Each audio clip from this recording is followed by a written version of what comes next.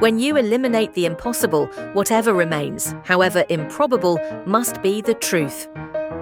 Sherlock Holmes. Have you ever felt like you're arguing with yourself? One part of you says, let it go. The other part says, hold on just a little longer. This is what happens when God puts you in separation, not because He's punishing you, but because He's preparing you. In a kingdom union, the separation isn't a breakup, it's boot camp.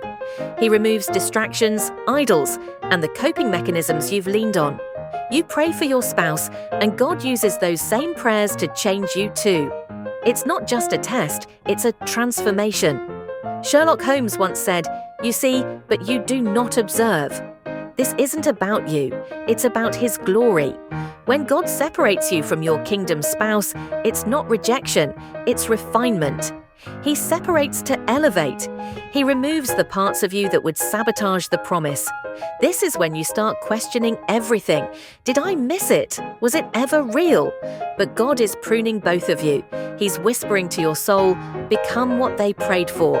He sends prophets, He gives dreams, He sharpens discernment. Because your union isn't about dating, it's about destiny. The real fight isn't with your spouse, it's not even with the enemy, it's with yourself. There's a version of you that wants comfort, control, and clarity. And there's another version of you that wants obedience, even when it costs everything. These two parts don't get along. The Holy Spirit reveals the parts of you your spouse prayed would change. You feel the tug of their prayers. Suddenly, their growth becomes your call to mature. You're not just arguing with yourself, you're wrestling with the version of you that has to die. Episode 4, Silent Seasons and Supernatural Pruning. You'll hear nothing, feel nothing, and yet, God is doing everything. This is the silent season, the pruning season. It feels like rejection, but it's purification.